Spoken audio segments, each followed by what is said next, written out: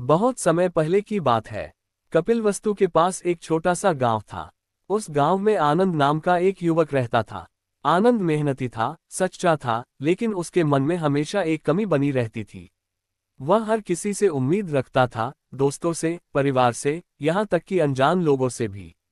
अगर कोई उसकी तारीफ कर दे तो वह दिन भर खुश रहता, और अगर किसी ने अनदेखा कर दिया तो उसका मन टूट जाता।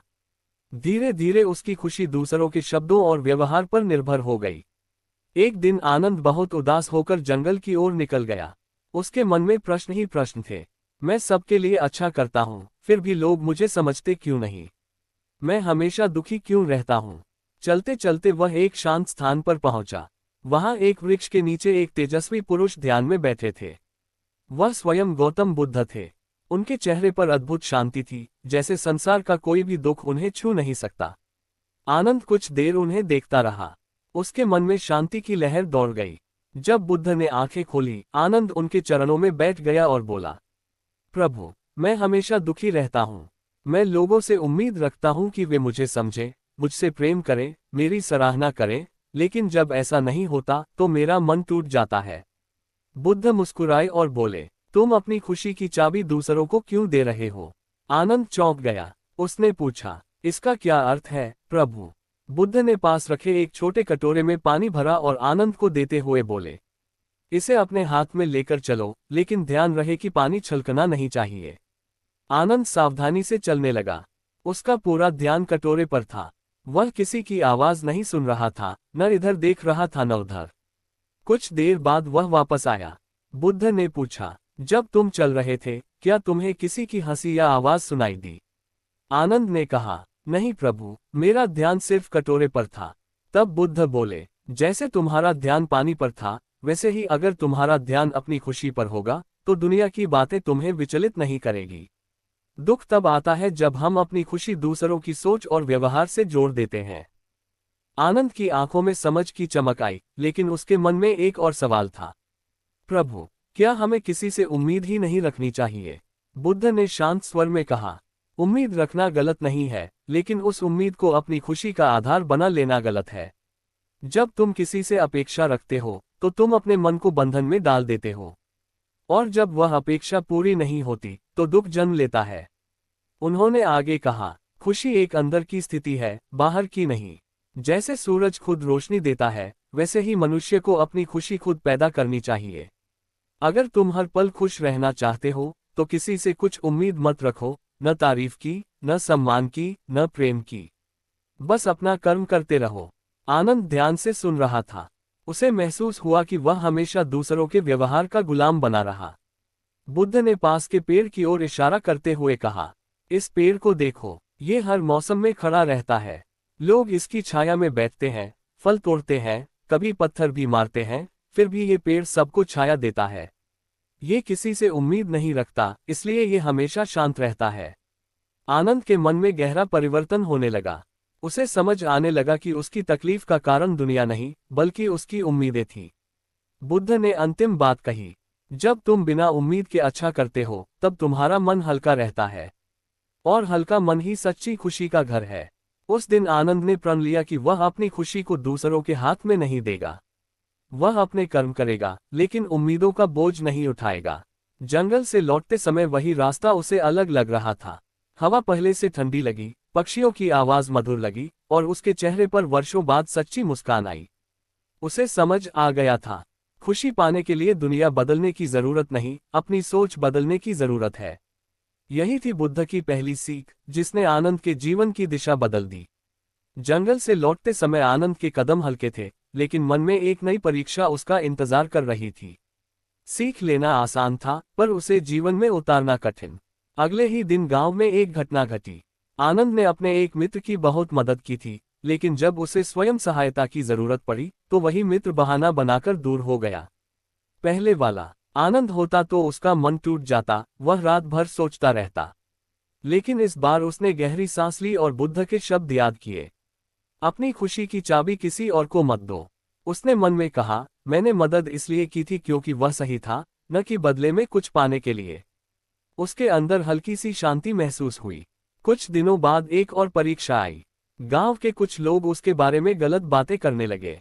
पहले वह सफाई देने के लिए दौड़ पड़ता, हर किसी को समझाने की कोशिश करता। लेकिन इस बार वह शांत रहा। उसकी माँ ने पूछा, तुम चुप क्यों हो? लोग तुम्हारे बारे में गलत बोल रहे हैं। आनंद मुस्कुराया और बोला, माँ, अगर मैं हर आवाज का जवाब दूंगा तो अपनी सच्ची आवाज खो दूंगा। धीरे धीरे उसने महसूस किया कि जब वह उम्मीद छोड़ देता है तो उसका मन हल्का हो जाता है। वह पहले की तरह बेचैन नहीं होता। एक दिन वह फिर बुद्ध के पास पहुंचा। उसने कहा, प्रभु, मैं कोशिश तो कर रहा हूं, लेकिन कभी कभी मन फिर दुखी हो जाता है।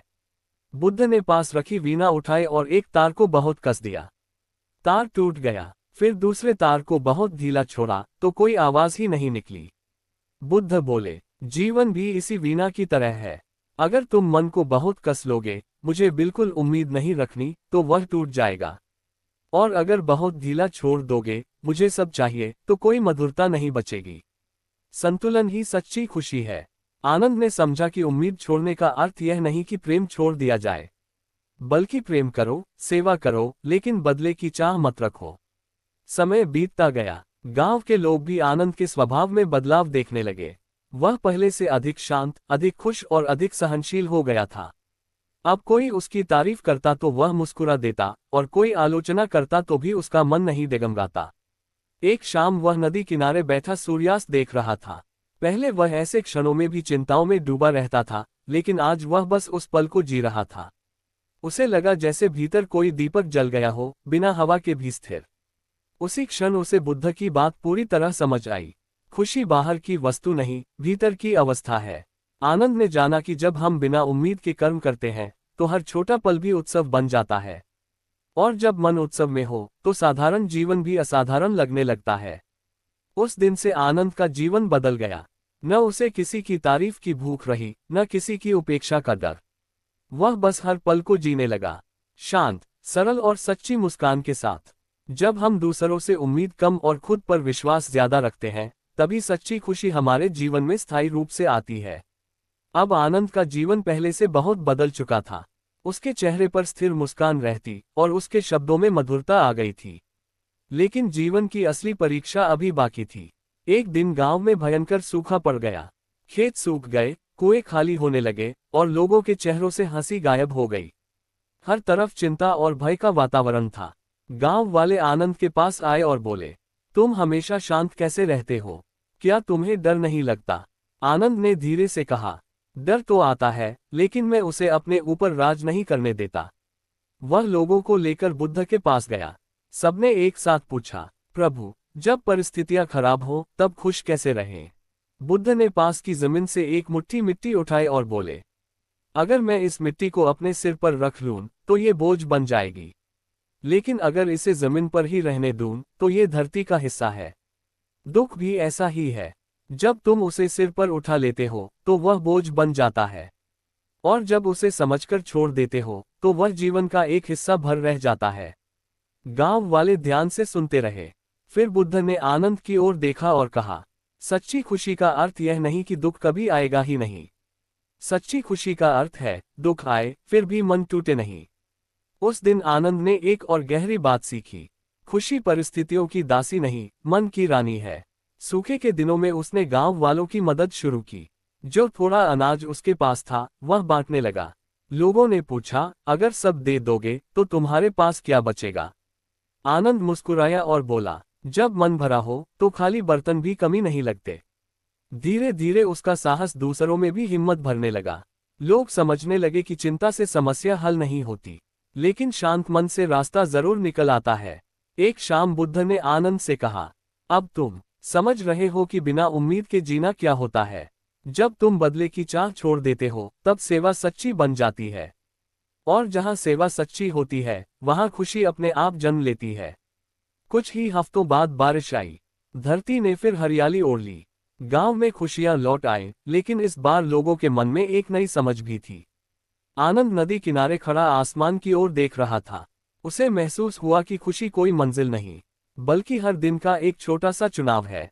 उम्मीद छोड़ने का, शांत रहने का, और हर पल को स्वीकार करने का।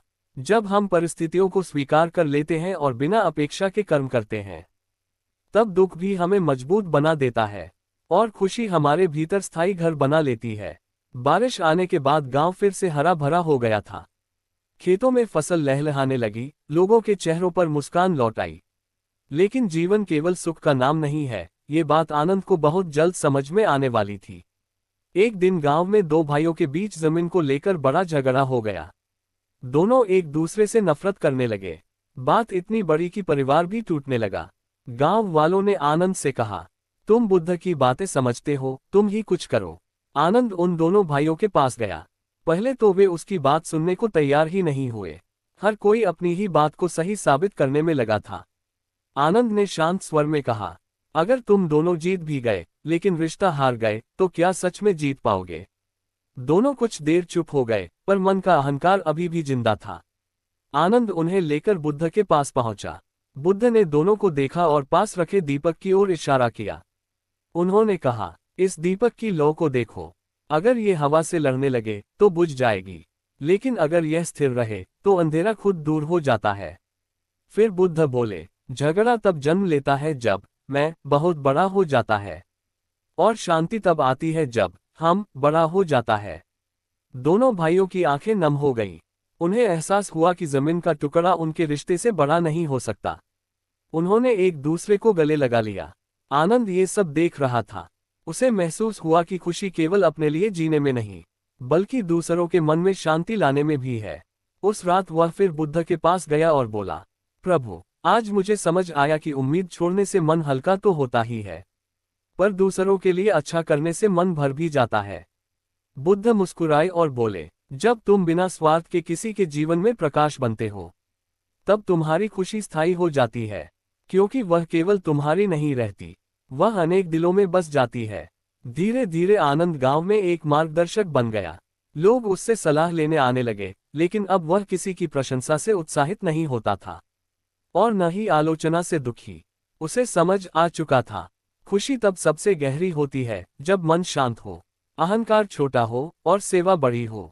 उसके भीतर अब एक स्थिरता थी, जैसे गहरी झील जिसकी सतह पर लहरें हो, पर गहराई में पूर्ण शांति। और यही शांति उसके जीवन की सबसे बड़ी संपत्ति बन चुकी थी। समय बीतता गया। आनंद अब पहले वाला साधारण युवक नहीं रहा था। उसके भीतर ऐसी शांति आ चुकी थी जिसे शब्दों में बांध पाना कठिन था। गांव के लोग उसे सम्मान की नजर से देखने लगे, लेकिन आनंद के लिए ये सम्मान भी अब सिर्फ एक हवा के झोंके जैसा था, आता और चला जाता। एक दिन उसने निश्चय किया कि वह बुद्ध से अंतिम बार मिलकर अपने मन के सभी प्रश्नों का उत्तर लेगा। वह सुबह सुबह जंगल पहुंचा। बुद्ध उसी वृक्ष के नीचे ध्यान में बैठे थे जहां पहली बार उसकी उनसे भेंट हुई थी। आनंद उनके चरणों में बैठ गया और बोला, प्रभु, अब मैं समझ गया हूं कि उम्मीद छोड़ने से दुख कम हो जाता है, लेकिन क्या यही जीवन की अंतिम सच्चाई है? बुद्ध ने आंखें खोली, हल्की मुस्कान के साथ बोले, उम्मीद छोड़ना अंत नहीं, आरंभ है।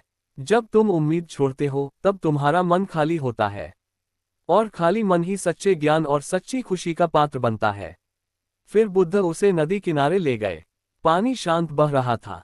उन्होंने कहा, इस नदी को देखो, ये कभी रुकती नहीं, कभी शिकायत नहीं करती।